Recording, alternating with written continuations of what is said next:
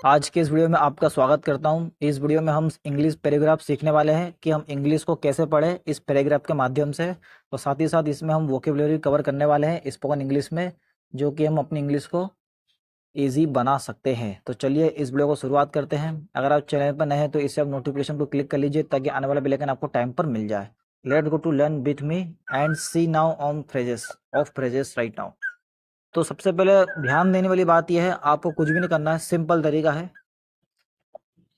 यहाँ पर क्या है, two poor boys. Two poor boys, यहाँ पे क्या लिखा हुआ है, टू यानी दो, पुअर यानी गरीब, बॉयज यानी लड़के, यानी दो गरीब लड़के। टाइटल क्या दिया हुआ है, दो गरीब लड़के। बस आपको इतना समझना है। अब आप समझ गए होंगे कि पिक्चर क्या है, पैराग्राफ किसके ऊपर है। सिंपल सा, आपको कुछ भी नहीं करना है। पहले हम एक लाइन पढ़ेंगे डॉट तक। जैसे ये यहाँ लिखा हुआ है जू एंड बिल के पास ये डॉट लिखा हुआ है, हम इसको पहले 2 से 3 बार पढ़ेंगे, फिर हमें थोड़ा समझ में आएगा, फिर इसका मीनिंग अर्थ की ओर चलेंगे। ओके, चलिए। इन न्यूयॉर्क देयर वर जू एंड बिल। एक बार फिर, इन न्यूयॉर्क देयर वर जू एंड बिल। यहाँ पर न्यूयॉर्क में, न्यूयॉर्क एक देश का नाम है, विदेश का नाम है। तो न्यूयॉर्क में जहाँ देयर वर जू एंड बिल, जहाँ जू एंड बिल दोनों रहा करते थे या दोनों थे, कहाँ पे, न्यूयॉर्क में। इतना आपको समझ में आया। जू एक लड़के का नाम है और बिल भी एक लड़के का नाम है, दोनों आपस में दोस्त हैं। Jo and Bill were close friend. Jo and Bill were close friends, यानी जू है और जो बिल है वो आपस में क्या है, बहुत करीब दोस्त है। क्लोज का मतलब क्या था, बहुत करीब वाला दोस्त, है ना, बहुत क्लोज, बहुत करीब वाला दोस्त, जो बहुत खास हो। तो क्लोज फ्रेंड थे। तो जू एंड बिल बहुत ही खास जिगरी दोस्त थे। इसका अर्थ, मीनिंग ये निकल के आता है अपनी भाषा में अगर हम समझे तो। अब देखिए, आपको कुछ भी नहीं करना। सबसे पहले आपके लिखा हुआ है बट। अब बट आपको पता है इसका मतलब क्या होता है, लेकिन। ठीक है, आगे देखें। They were very poor. They were very poor, वे बहुत गरीब थे। क्या थे, वे बहुत गरीब थे। यहाँ पे वर का अर्थ क्या होता है बेटा, थे। और ये हमारा क्या हो गया, सब्जेक्ट, और ये हमारी एडवर्ब, और ये हमारा एडजेक्टिव। ओके, चलिए आगे चलते हैं। सॉरी, ये हमारा नाउन है, नाउन। द लगेगा तो होगा ये हमारा एडजेक्टिव। अब देखें आप, they did odd deeds to earn money. अब क्या मतलब हुआ ठीक है, तो यहाँ पे जो डिड का अर्थ क्या होता है, कर्म या कर्मो। एस लगाए तो कर्म हो गए या काम। तो दे डिड ऑड, ऑड होता है अंतर करना। तो उन्होंने, ठीक है, अंतर किया अपने कामों का, उनने अंतर किया, तुलना करी। क्या तुलना करी, टू अर्न मनी, यानी पैसा कमाने के लिए उन्होंने उन्होंने क्या करा, सोचा, विचार करा। ठीक है, अपने कामों में अंतर ढूंढा कि हम क्या कर सकते हैं कि जिससे हमें पैसा मिले या हम पैसे कमा पाए। तो यहाँ पे देखें आप, they swept and cleaned the streets for their living. They swept यानी वे सो गए। ठीक है, वे सो गए। यहाँ पे वो सोए, बट उनने क्या करा, दे स्वेप्ड। स्वीप होता है झाड़ू निकालना, इसका सेकंड फॉर्म है। तो क्या हो गया, दे स्वेप्ड एंड क्लीन्ड। ठीक है, उन्होंने झाड़ू लगाई और साफ करा, किसको, स्ट्रीट्स, गली को। किसके लिए, फॉर देयर लिविंग, ताकि वे आराम से रह पाए। ठीक है, उनके रहने के लिए उन्होंने झाड़ू से साफ करा, ठीक है, गली को, और झाड़ू लगाई, उसे साफ करा झाड़ू लगाकर। इसका ये मीनिंग निकल के आता है। तो हमारा ये पहला पैराग्राफ पूरा बन के तैयार हो गया है। इसे हम एक बार और रिवीजन कर लेते हैं। एक न्यूयॉर्क में जू एंड बिल नाम के दो दोस्त रिया करते थे।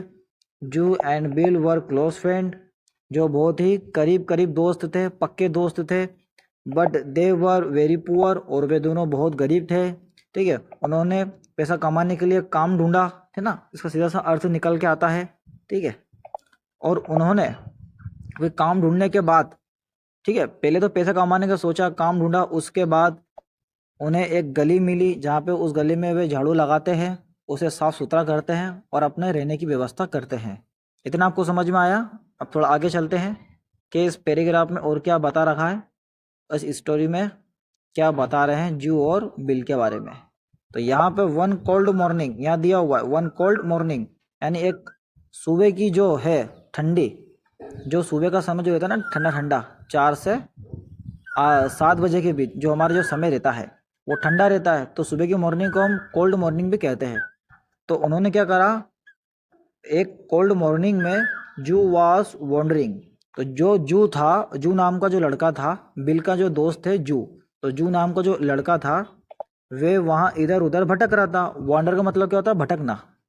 अलोंग द स्ट्रीट्स, ठीक है, गली के आसपास, गली के आसपास में भटक रहा था या दूर दूर तक भटक रहा था। और वो गली कहाँ पे थी, न्यूयॉर्क, न्यूयॉर्क की जो गली थी, जो क्या कर रहा था वहाँ आसपास भटक रहा था। अब किस लिए भटक रहा था, यहाँ लिखा हुआ है he found an apple, he found an apple. Find का सेकंड फॉर्म क्या होता है बेटा, फाउंड। तो यहाँ पे उन्होंने क्या लिख रखा है, फाउंड। तो ही फाउंड एन एप्पल, जब जू क्या कर रहा था, इधर उधर भटक रहा था, और भटकने के बाद उसे एक एप्पल मिला, ठीक है, फाउंड होता है मिलना या पाना। उसने क्या करा, उसके बाद उसे एक एप्पल मिला। He picked up, pick up का मतलब क्या होता है, उठा लेना या पिकअप करना, किसी को उठा लेना, या कोई सी चीज गिरी हो या कोई व्यक्ति खड़ा हो तो उसे पिकअप कर लेना। ओके, तो ये मीनिंग वही है। तो उसने क्या करा, ही पिक्ड अप, उसने उठाया, किसको उठाया, द एप्पल, दी एप्पल होगा, द एप्पल नहीं होगा, ठीक है, दी एप्पल। दी एप्पल क्यों होगा, क्योंकि ये वोवेल से हमारा ए आई ओ यू, तो इसमें ए है हमारा, ए के पहले अगर दा है तो वो दा नहीं दी होता है। तो ही picked up the Apple, the Apple from the ground, ठीक है, उसने क्या करा, ग्राउंड से उस एप्पल को उठा लिया। उसके बाद देखिए क्या करा, he asked his friend bill, ठीक है, उसके दोस्त ने उससे पूछा, ठीक है, उसके दोस्त जो था, उसके दोस्त ने बिल से पूछा। बिल से क्या पूछा, what did you find today, आज आपको कुछ मिला। ये किसने सवाल करा, जू ने बिल से करा, ठीक है, कि what did you find today, क्या आज आपको कुछ मिला, फॉर आर नाइट फूड, हमारे रात के खाने के लिए। तो आगे देखिए क्या हुआ, तो बिल ने क्या जवाब दिया, देखिए बिल ने क्या कहा, आई गॉट नथिंग टुडे, मुझे आज कुछ नहीं मिला। नथिंग मतलब होता है कुछ नहीं, और गेट का फॉर्म लगा हुआ है सेकंड फॉर्म, तो इसको हम गॉट कहेंगे। ओके, टुडे मतलब क्या, ये हमारा एडवर्ब टुडे, यानी आज की बात हो रही है। तो आई गॉट नथिंग टुडे, मुझे आज कुछ नहीं मिला। तो रिप्लाइड बिल, तो रिप्लाइड जवाब दिया बिल ने, क्या कहा, एंग्यूस, एंग्यूस, एंग्यूस होता है एक प्रकार की मानसिक पीड़ा। तो जवाब दिया और कहा कि मुझे एक मानसिक पीड़ा है। तो जू ने क्या करा, जू गेव हिज एप्पल, जू समझ गया उसकी समस्या है कि इसको खाने की व्यवस्था नहीं हुई, बट मुझे एक एप्पल मिला है, तो उस एप्पल को मैं शेयर करता हूँ। तो देखिए जू ने क्या कहा, जू गेव हिज एप्पल, अब जू ने अपने दोस्त को एप्पल दे दिया, किसको, अपने दोस्त बिल को। एंड सेड, और कहा, bill you eat this Apple, आप इस एप्पल को खाओ, क्या करो, आप इस एप्पल को खाओ। तो बीट अ स्मॉल पीस, ठीक है, लेकिन जो बिल था, बिल क्या करा, पहले जो बीट होता ना, बीट इसका अर्थ क्या होता है, काटना, धीरे धीरे कुतरना या काटना। तो उसने क्या करा, बिल ने उसे थोड़े थोड़े टुकड़ों में खा रहा था, थोड़े थोड़े टुकड़े करके, किसके, एप्पल के, ऑफ द एप्पल के। तो जू सेड, उसके बाद जू ने देखा तो क्या कहा, जू सेड नो बाइट, इसे, इसे मतलब काटो मत, काट काट के मत खाओ, इसे आप ईट मोर यानी पूरा खाओ, ठीक है, पूरा खाओ। उसके बाद आई एम स्ट्रॉन्ग, इसके बाद किसने कहा, ये जू ने कहा बिल को कि आई एम स्ट्रॉन्ग, मैं बहुत शक्तिशाली हूँ, मैं बहुत हिस्ट्रिक हूँ यानी मजबूत हूँ, ठीक है। I can bear hunger, I can bear hunger, मैं भूख को सहन कर सकता हूँ। बियर का मतलब भालू भी होता है और सहन करना भी होता है। हंगर मतलब हमारी भूख हो गई, ये हमारा सब्जेक्ट हो गया, ये हमारा मॉडल वर्ब हो गया। तो आई कैन बेयर हंगर, मैं भूख को बर्दाश्त कर सकता हूँ। बट यू आर, अब उसने क्या कहा, जू ने बिल को क्या कहा कि यू आर वीक, आप बहुत कमजोर हो, you can not bear hunger.